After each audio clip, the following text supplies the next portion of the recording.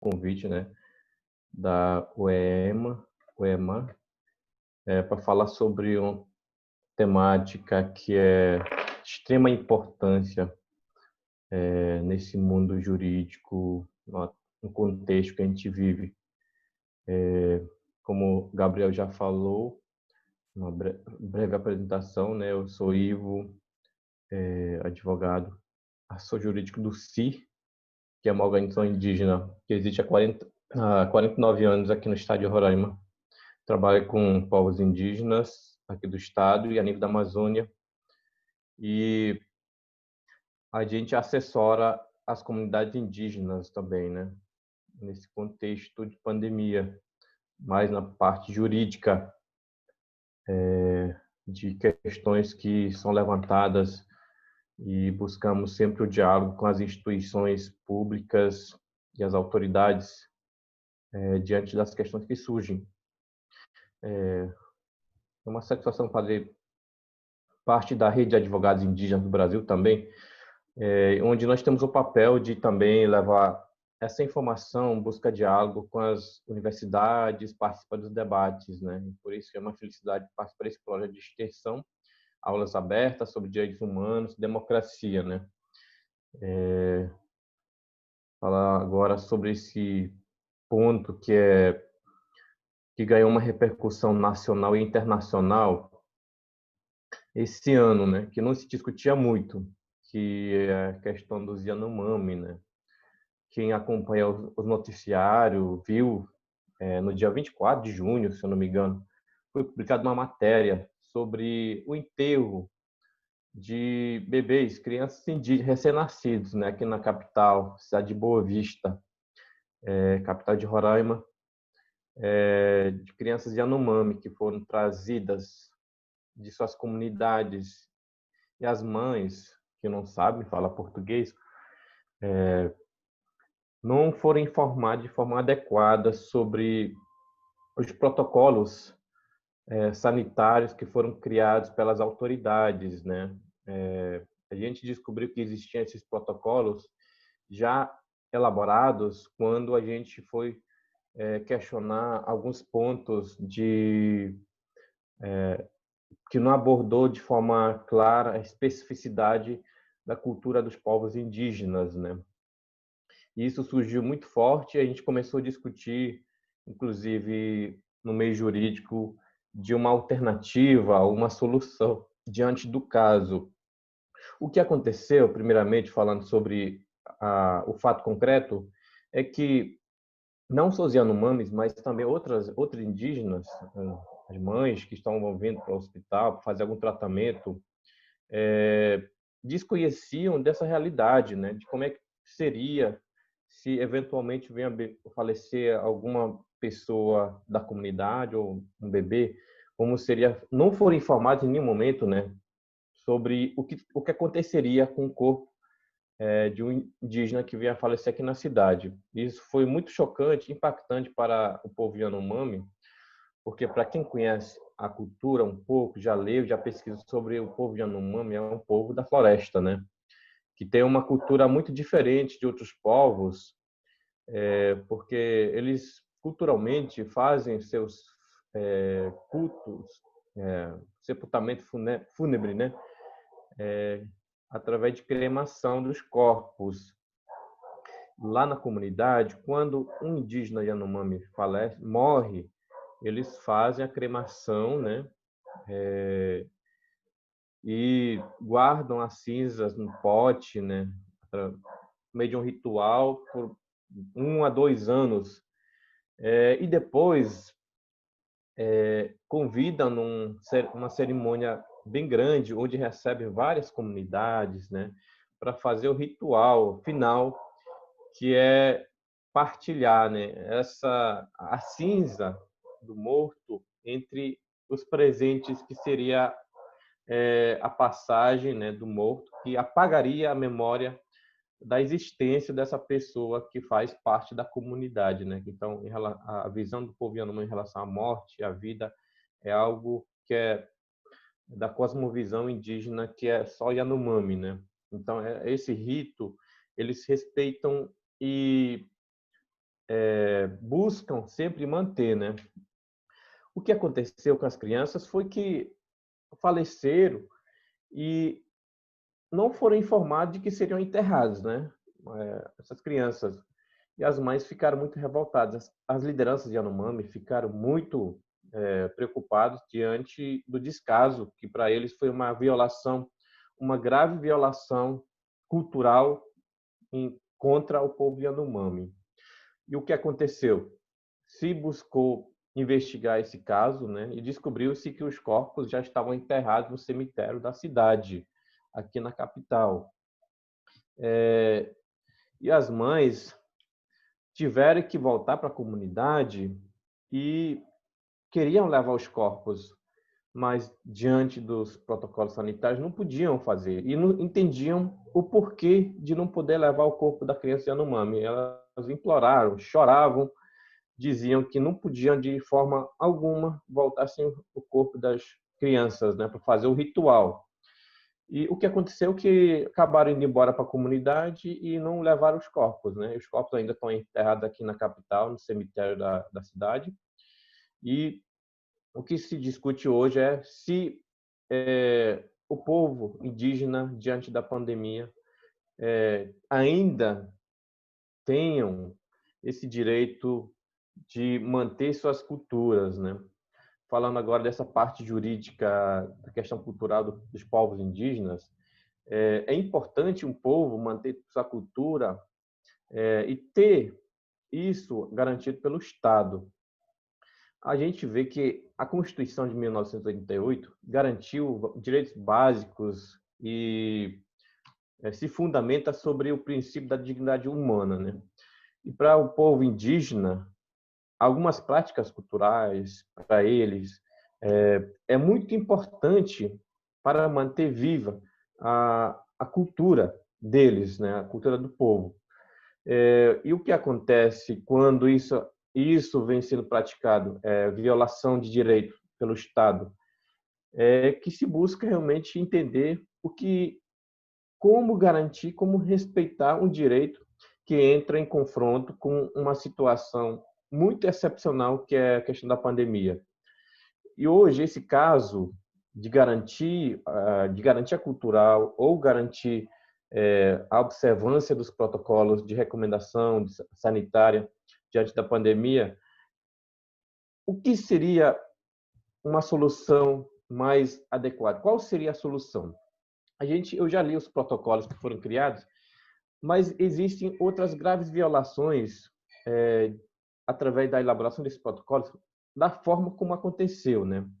Eu vou citar alguns, por exemplo, todos os protocolos sanitários, inclusive do Ministério da Saúde, as cartilhas que foram elaboradas, que foram enviadas para os DICEIs, que são distritos sanitários, né, que estão nos estados, não levou em conta a cultura do povo Yanomami, povo indígena, porque se isso fosse levado em consideração, a gente não estaria discutindo de forma bem enfática essa questão de violação à cultura do povo Yanomami, né?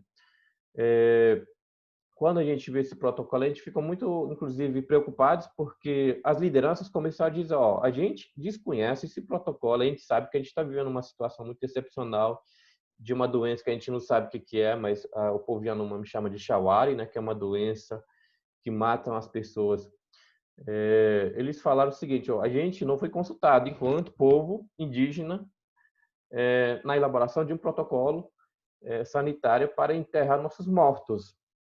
Porque se isso fosse feito, as coisas seriam diferentes, no sentido de que, por exemplo, se um povo tem uma cultura diferente de fazer a cremação do corpo dos seus mortos como um ritual que é sagrado para eles, o Estado deveria garantir mínimas condições de que, quando acontece a morte de um indígena, do povo Yanomami, deveria pelo menos buscar um espaço de cremação aqui na cidade. Mas até hoje, isso não se discutiu também, isso passa o batido, e o que vai acontecer vai continuar as violações desse direito do povo, direito cultural do povo Yanomami, e demais povos. Isso aí é um caso que chegou à tona do povo Yanomami. Mas existe violação de direitos de outros povos, mas nesse caso a gente está tratando só sobre o povo Yanomami. Então, se discute hoje é que esse protocolo deveria, inclusive, ser, vamos dizer assim, adaptado agora à realidade do povo Yanomami, inclusive do povo indígena, de forma geral. O que foi feito hoje é que o Ministério Público Federal fez algumas recomendações, né, para buscar garantir realmente o respeito à cultura. Sabe-se que essa doença é muito, vamos dizer assim, contamina muitas pessoas, e que se houvesse contato com o corpo, isso afetaria, inclusive, a comunidade de forma geral, até pela questão cultural do povo, né, que moram muitos em uma casa só. Mas o que acontece é que o Ministério Público Federal, inclusive, faz algumas recomendações de garantia, de que o Estado garanta, pelo menos, o direito de fazer a cremação do corpo aqui na capital. Qual é o fundamento disso, né? Por quê? Porque a Constituição fala sobre direito à cultura, né? Direito à diferença foi uma conquista muito grande do povo, do movimento indígena no Brasil, está inserida ali no capítulo que trata dos povos indígenas, que está lá do índio, no artigo 231 e 232. Logo no artigo 231 fala sobre reconhecer a língua, a cultura, a crença, as tradições. E na parte que fala sobre a cultura, fala que o Estado deveria buscar garantir o respeito à cultura, né? Isso foi uma conquista, não só uma conquista de um povo, mas uma conquista para realmente respeitar uma sociedade que há muito tempo era negada a sua existência, né? Então, se buscou uma nova forma de ver essa sociedade, não como uma sociedade menos importante, mas respeitar com a diferença que tem, né? Mas isso nunca foi implementado de forma concreta, né? O Estado é o maior violador de direito dos povos indígenas, mas se busca muito dizer que a Constituição reconheceu a prática, a cultura, tá? Mas também hoje entra em choque agora com a situação que o mundo passa, né? A questão da pandemia. Mas isso que se discute hoje. Esse caso é conhecido como um caso difícil, né? Aquele jargão, né, jurídico que em inglês fala hard case. É um caso que está se estudando, se discutindo muito do direito, até onde mesmo vai esse direito cultural, né? Direito à cultura, direito de cultuar os mortos, como é o povo Yanomami. Porque você for analisar em âmbito internacional, existem vários documentos, né, internacionais que garantem o direito à cultura, né, direito à diferença. Só para vocês terem uma noção, né, no plano internacional, existem vários documentos muito importantes que, se a gente for fazer um estudo mais aprofundado, que não é o objeto hoje, mas eu vou citar de forma bem breve, assim, na própria Declaração Universal dos Direitos Humanos, trata sobre o direito do povo, o direito de diferença, o direito à dignidade. Na Convenção Americana de Direitos Humanos também, seguindo a mesma linha, busca garantir o respeito à diferença. E existe um documento muito importante, inclusive, que o Brasil é signatário, que foi recepcionado, internalizado no ordenamento jurídico brasileiro como com status supralegal, né? Que já deve ter ouvido falar muitas vezes, que é a Convenção 69 da OIT, né? A Organização Internacional do Trabalho, que trata sobre os povos indígenas e tribais, né? E tem outro documento também que é importante, que é a Convenção da Diversidade Biológica, que de alguma forma reconhece a dependência dos recursos biológicos às populações indígenas. Alguma coisa a ver se a gente for fazer o estudo sobre isso, né? Mas existe também outro documento que é importante citar, que é a Declaração Universal sobre a Diversidade Cultural, que busca realmente reconhecer a diversidade cultural e a proteção das minorias, né? Que é como o caso do povo indígena aqui no Brasil. E existem também outros documentos, né, mas é só para ter uma noção. E isso foi recepcionado, vamos dizer, esse pensamento, esses direitos que foram erigidos a nível com status supralegal, um documento chamado Convenção 69, ele é um direito subjetivo que pode ser exigido, inclusive, na justiça, né? Mas nesse caso, não vimos nenhuma ação, nenhuma decisão judicial, por enquanto, que garanta realmente o respeito a esse tratado, esses documentos internacionais que asseguram o direito indígena, o direito de povos indígenas, né? A gente sempre fala, o direito indígena é um direito humano aplicado em contexto indígena, não é um direito especial, não é um privilégio, mas é um direito aplicado em contexto indígena, né? Então, quando a gente fala que o direito indígena é um direito humano, é porque aquele direito humano ele é aplicado em contexto indígena, né? A gente sempre tem buscado bater nessa tecla. No mais, se vocês quiserem fazer perguntas, eu estou aberto aí para discutir mais algum ponto que ficou de fora, ou vocês acham interessante aprofundar mais, eu estou aberto às perguntas ou questionamentos também, tá bom? Obrigado. Muito obrigado, professor. Reiterando, as perguntas estão abertas pelo chat, né? Quem quiser se manifestar, fique à vontade para escrever, ou se quiser pedir a palavra também pode assim fazer. Professor, eu tenho um pequeno questionamento, na verdade é mais se o senhor concorda com essa afirmação. No Brasil, pelo menos nesse atual contexto de pandemia, há quem diga que a situação emergencial, como tudo aconteceu, foi o responsável por esse caos que o país tá vivendo. Há também quem diga que essa situação caótica é fruto de uma falta de coordenação das instituições brasileiras que já se perdura, né, há muito tempo. Então, a questão indígena, no tocante à pandemia do Covid-19, ela parece, na verdade, ser mais um capítulo de como o Estado ele negligencia essa prática constitucionalmente prevista, né? Essas prestações positivas ao povo indígena que são previstas constitucionalmente. Engraçado é que a gente sempre observa, quando temos a posse de um novo presidente da República, o seu juramento, né? Que jura guardar e cumprir a Constituição.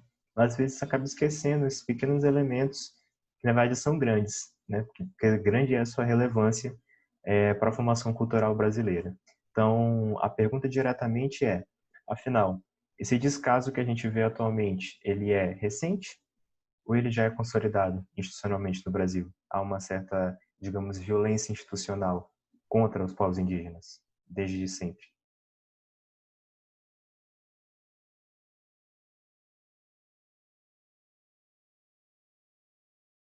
Tá certo. Como eu falei, né? A violência contra os povos, ele não é algo novo, não é de hoje, né? Ele é desde do surgimento do Estado, como a gente vê hoje, né?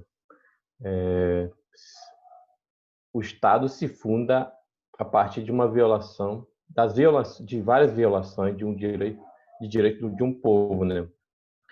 Quando a gente fala da Constituição, do Estado Democrático de Direito,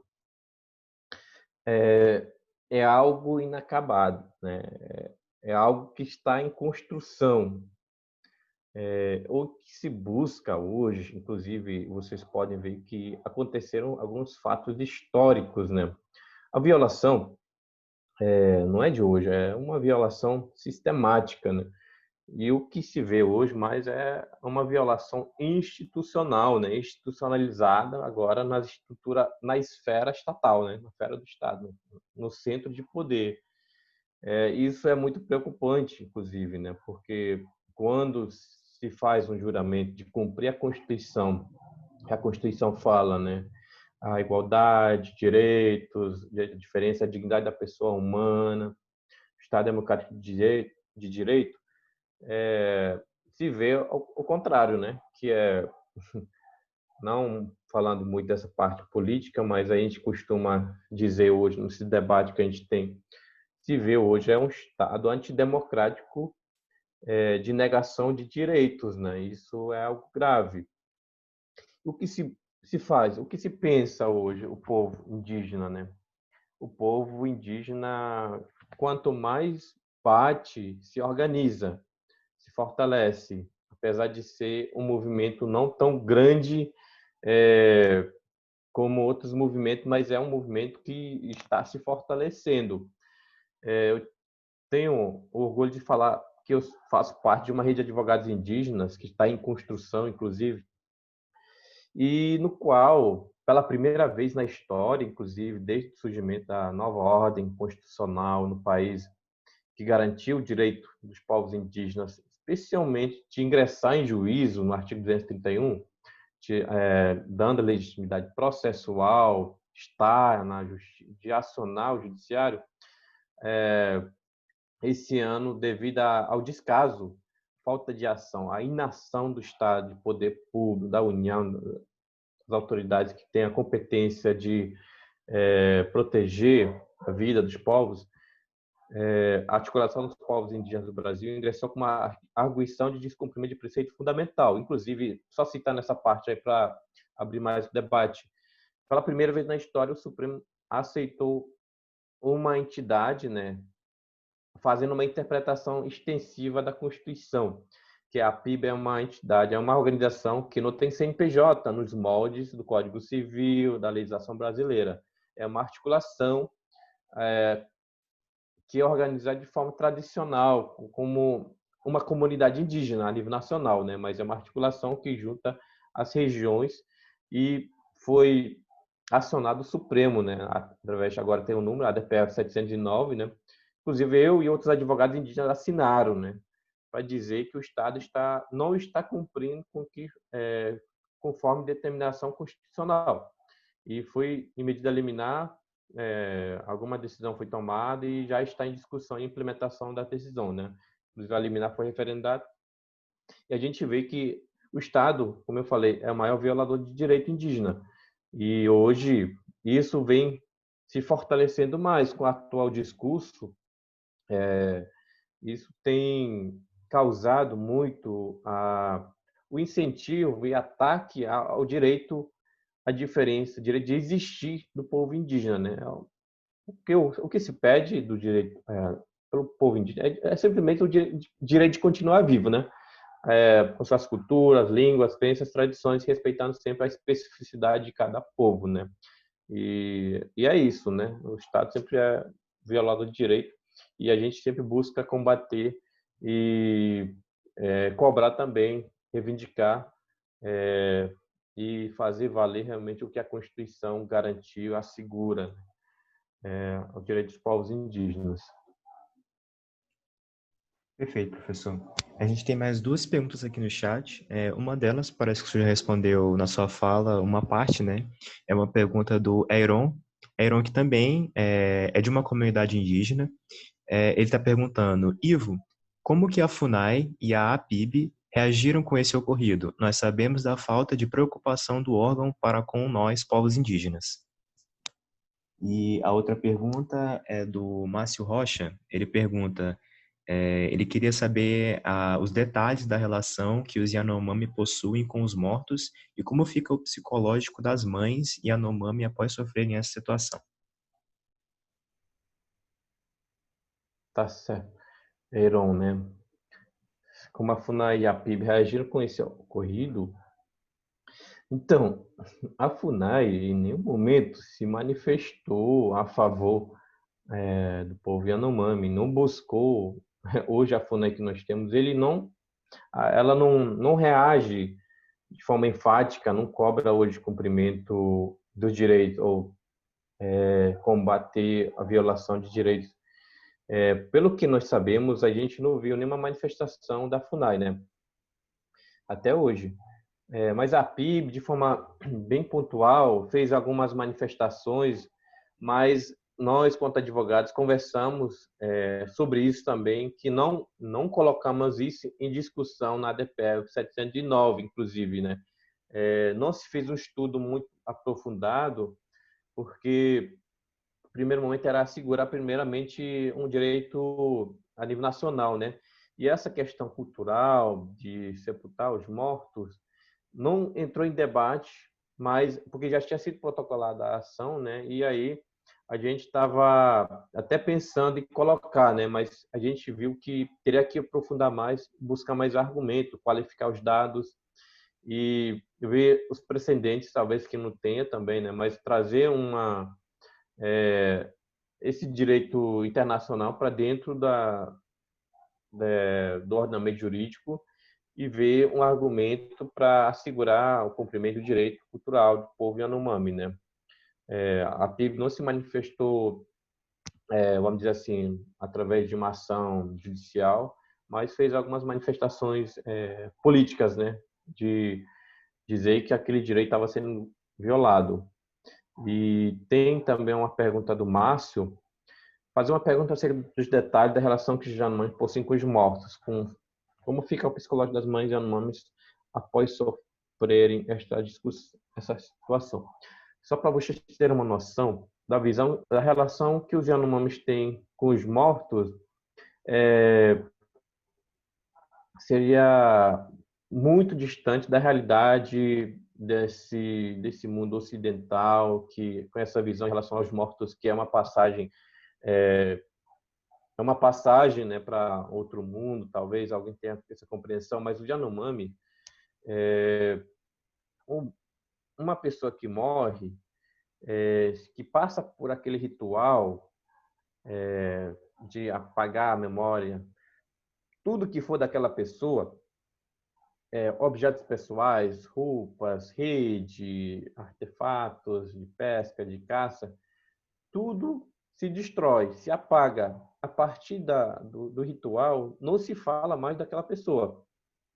Quer dizer que a pessoa simplesmente deixa de existir, né? Então, não cita o nome, ou seja, eles não citam o nome, como se aquela pessoa nunca mais tivesse existido, né? E se apaga. E a questão psicológica das mães, né?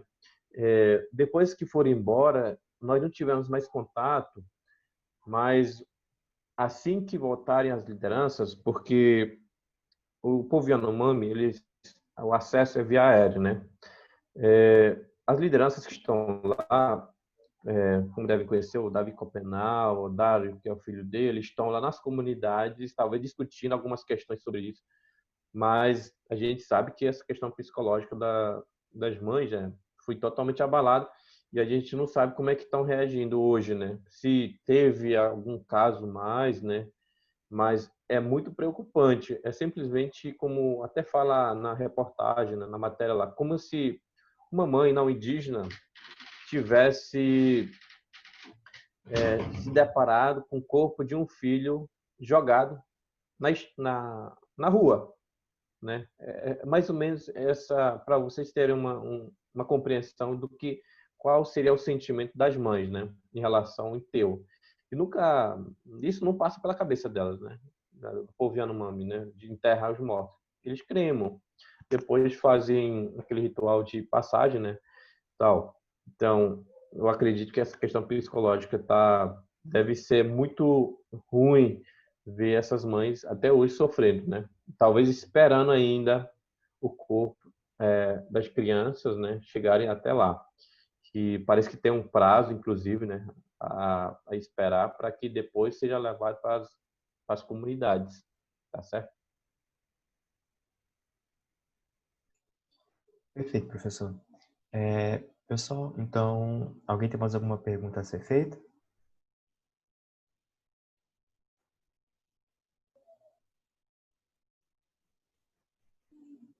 Bom, certo. Sem mais perguntas, então, acho que já podemos nos direcionar para algumas considerações finais. Primeiro, de tudo, agradecer a disponibilidade do professor Ivo Oregiano para estar palestrando essa noite para a gente sobre um tema tão importante, por vezes tão negligenciado assim pela matéria, né, o que está em pauta hoje em dia nos noticiários. São outros temas, né, algo que tende a escamotear essa ideia dos índios, né, e simplesmente esquecer essa questão que é de suma importância. A gente Ah, certo. Professor, acabou surgindo aqui mais uma pergunta, você pode responder? Sem problema. Certo. A N, ela perguntou, boa noite a todos. Após tantas violências sistemáticas, como os Yanomami nos veem? Como eles veem as autoridades que os dirigem? É uma pergunta interessante. É, pergunta muito interessante. Não só os Yanomamis, mas, olha, é até um pouco difícil, mas como eu trabalho diretamente com os povos indígenas aqui em Roraima, inclusive com os Yanomami e demais povos, o sentimento que fica para agora e para o futuro, assim, para depois, é que eu vou até parafrasear o Davi Copenaua, que eu gosto de falar, citar o que ele fala. O Estado é um jacaré de boca grande, né? Que não tem pena das pessoas, mais ainda do povo Yanomami. E como é que eles veem esse mundo hoje? É que esse mundo não traz nada de bom para eles, né? Eu já ouvi isso, tá? Várias vezes eles falando. Por isso que a relação com outras pessoas não indígenas é muito difícil. Eu acredito que isso vai ficar mais difícil daqui para frente, porque vê que realmente o direito deles, o respeito que eles tanto buscam, eles não encontram, né? Eles não acham em nenhum lugar e, como eles falam, né? Eles vão continuar lutando, continuar protegendo seus territórios, reivindicando sempre, mas eu acredito que esses impactos que eles tiveram durante o período de pandemia, de claro, diz respeito às suas práticas culturais, eu acredito que seja bem ruim em relação à sociedade, né? Não indígena, né? Eu acho. Não sei se eu respondi, mas é isso, tá? Não é uma visão positiva, pelo menos que eu posso dizer. Parece que tem outra pergunta aqui da Sim, a Lara. Lara. Esse sentimento de insegurança influencia na estrutura interna do povo? Claro, influencia. Por quê? Porque,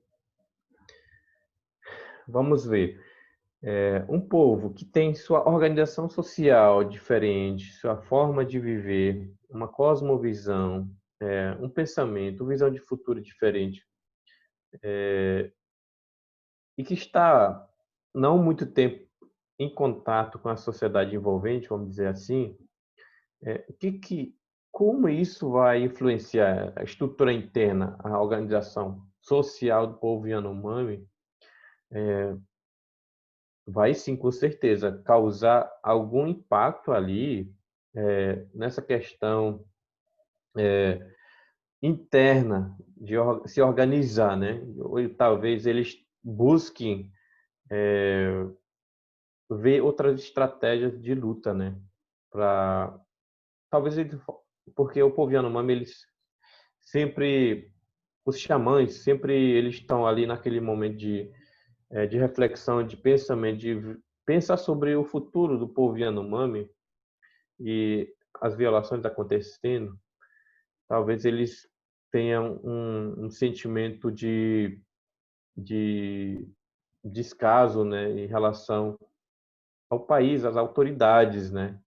E isso vai agravando cada vez mais a relação deles com o Estado, né, com as autoridades, certo? E outro, esse estresse sofrido de alguma forma pode retornar para o seu próprio povo?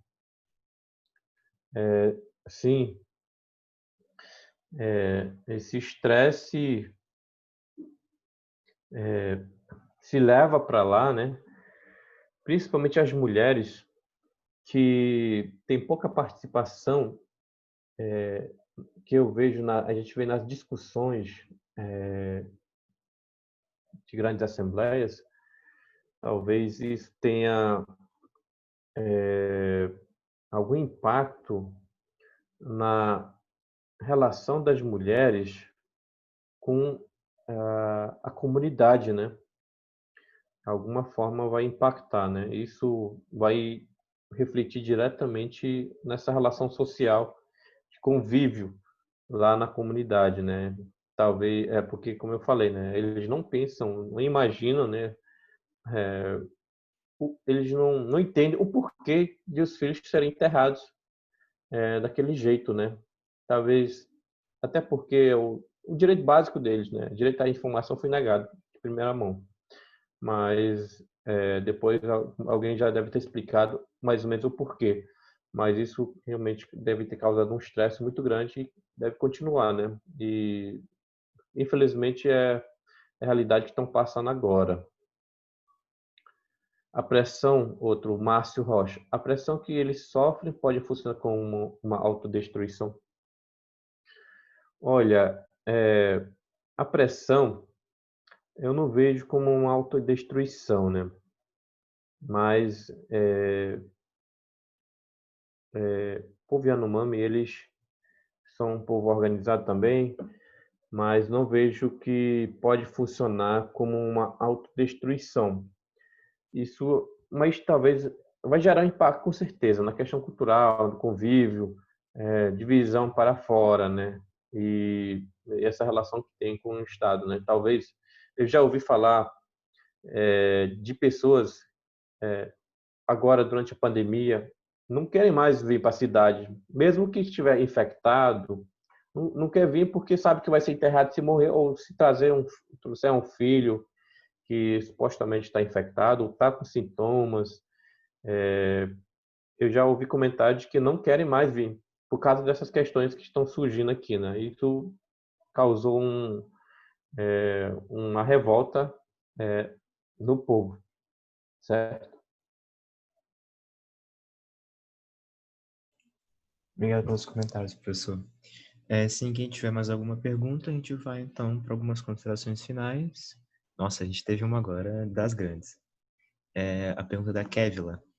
Boa noite. Eu gostaria de saber, diante de todas as perdas que os povos indígenas em geral têm sofrido, de toda a dificuldade que é para a garantia de seus direitos e diante da verdadeira destruição da biblioteca de sabedoria e cultura que são os povos indígenas, como fazer para preservar a identidade indígena e sua cultura? Quais são os desafios e as medidas adotadas? É uma pergunta bem grande, né? Obrigado, Keila. Realmente, várias perdas. A gente fala que, eu já citei isso em uma live, que nós não estamos perdendo apenas biblioteca, fonte de sabedoria, mas está se perdendo a história de um povo, está se perdendo os cientistas que têm o saber, como posso citar a vovó Bernardina, que faleceu, que tinha um conhecimento sobre os cantos, as danças, as rezas, e ela levou, né? Ela levou a história de um povo, ela levou a cultura. Tá, é uma forma também de acelerar um processo de extinção de línguas indígenas, né? Que são as pessoas que sabem, essas conhecem a língua, né? A forma de se expressar do povo. Então, o que fazer, né, para preservar a identidade e a sua cultura? Quais são os desafios, as medidas adotadas? Então, existem desafios, vários desafios. O que pode se fazer para preservar a identidade e a cultura? Os jovens hoje têm um desafio muito grande, uma responsabilidade a carregar, né? É manter a cultura viva, a continuidade da língua, da crença, da questão cultural. É um desafio diante desse mundo que é tão cruel, um mundo acelerado, um mundo que não respeita muito a diferença, né? Eu acredito que o conhecimento que deve se valorizar de um povo para manter a cultura, a língua, a história, são os desafios que se tem hoje quando um país que não garante, não assegura, não há um mínimo de respeito a essa diferença, e a gente ter que buscar lutar contra essa discriminação, esse preconceito, essa guerra que se declarou de tentar integrar, assimilar os povos indígenas, né? E dizer não, nós temos nossa forma de viver, a gente quer ser respeitado, né? Então, eu acredito que são vários desafios que tem, né, hoje, e as medidas é sempre buscar, né, como as lideranças têm falado, né, buscar conhecimento e voltar para defender o povo. Também não não esquecer as raízes, né, não esquecer a origem, porque existe um povo a ser defendido, né. Acho que eu respondi. Tem o Lucas que fez outra pergunta. Boa noite. Com a incidência do coronavírus, como está e até mesmo a comunidade alemã vem lidando com essa questão de impedimento dos funerais? Olha, o que eu tenho de informação de como eles estão lidando, eles cobraram, como a liderança, ele falou o seguinte, ó, se a gente não pode levar nossos mortos para as comunidades para fazer o ritual, pelo menos o Estado garanta o espaço para fazer a cremação, né? Já foi uma reivindicação, até agora não temos nenhuma resposta sobre essa questão de garantir um espaço para fazer o ritual, né, de cremação e depois levar cinzas para fazer o ritual na comunidade, né? Que é um ritual que acontece depois de 1 ano, 2 anos, né? Primeiro acontece a cremação e depois faz o ritual final, né? Eles estão buscando garantir esse direito, né? Mas até hoje nada. É um questionamento de um maranhense roraimado, né? O Lucas, obrigado, Lucas. Surgiram várias perguntas agora, né? Beatriz, as mulheres de alguma forma são culpabilizadas por não terem cuidado de seus bebês? Olha, eu acredito que eu não sei afirmar com certeza, mas a cultura Yanomami é um pouco diferente e eu não acredito que estão sendo culpabilizadas, né? Até porque não sabiam também, não sabiam como o que ia acontecer quando tivesse aqui, né? Uma comunidade chamada Auarice, lá na fronteira com a Venezuela, vem para cá, uma mulher indígena que não sabe falar português, que não entende esse mundo como é que está. Talvez eles não estejam sendo culpabilizados, né? Porque eu acredito que as lideranças que entenderam um pouco essa parte de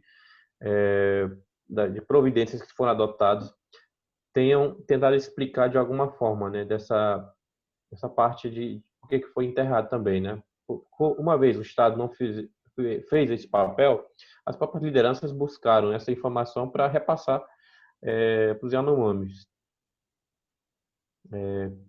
Vanessa, como nós, não índios, podemos atuar na manutenção e permanência da cultura indígena sem que seja uma apropriação cultural?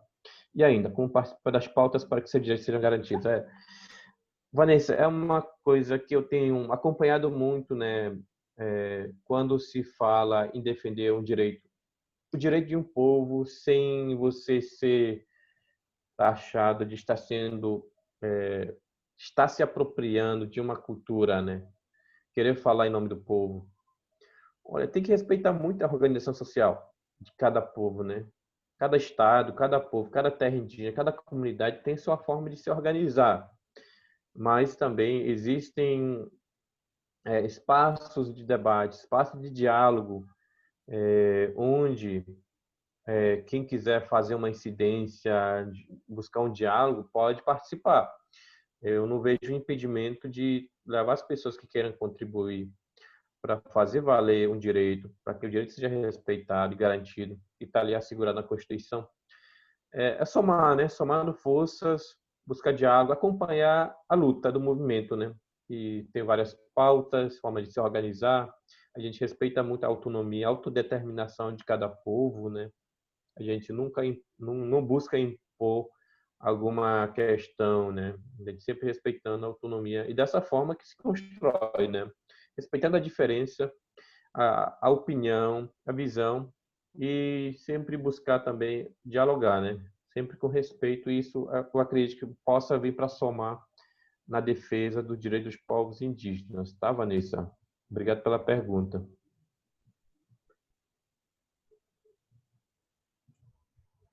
E obrigado pelos comentários, professor. Eu creio que foram todos de grande valia aqui para a melhor consolidação desse conhecimento acerca dos povos indígenas, especificamente dos Yanomami, que passam por uma situação que não é nem um pouco fácil e que, infelizmente, nosso Estado brasileiro, em vez de realmente atuar como um mediador dos interesses sociais, mais parece realmente atuar como uma espécie de monstro, né? Como um Leviatã, como eu já disse Hobbes, né? Que acaba aglutinando aqueles que não estão dentro das normas contratuais, digamos assim. Mas que bom que ainda assim encontramos pessoas que ainda assim, né? Eu vejo aqui por essas participações uma média de 35 a 40 pessoas aqui pela reunião, e eu enxergo nisso entre 35 e 40 pessoas que realmente estão dispostas a ouvir e quem sabe um dia lutar por essa causa. Então, meu professor, meus muito obrigados pela sua participação nesse nosso evento. O grupo Extensionista Aulas Abertas está muito agradecido. Eu falo em nome da nossa bolsista, Vanessa. Que ela deve estar imensamente agradecida pela sua presença, pela sua palestra de hoje. Creio que todos aqui também puderam aproveitar, né, tudo aquilo que foi discutido, tudo aquilo que foi proposto. E só mesmo agora, finalmente, então, para nossas considerações finais, tenho só uns pequenos recados aqui a serem dados. Deixa eu só procurar aqui certinho.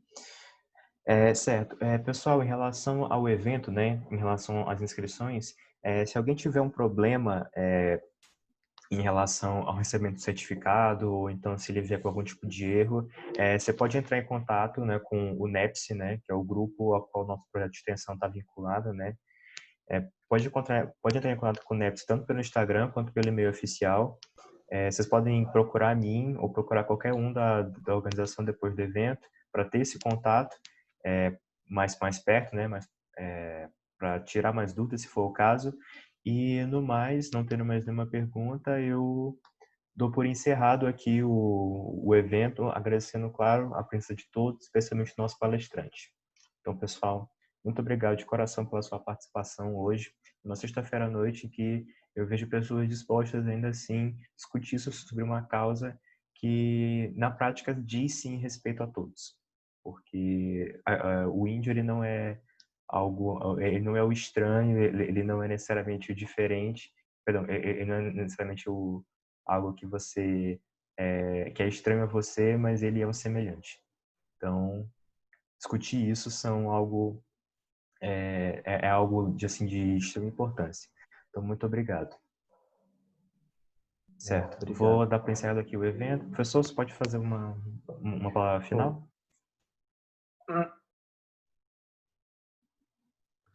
Então, obrigado, né, pelo evento. Parabéns pelo evento e muito obrigado pelo convite que foi enviado pela Lara, né, que ela foi uma pessoa que estava ali sempre mandando mensagem. E parabéns pela iniciativa, né? É isso que fortalece, enriquece o país, né? E realmente consolida a democracia que se busca, né?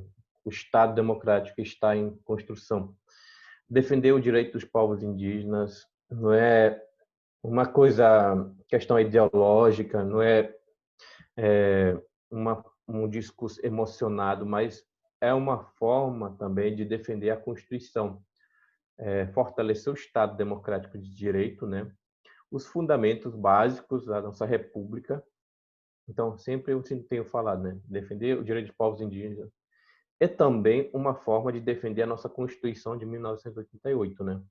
Que abriu aí uma nova ordem,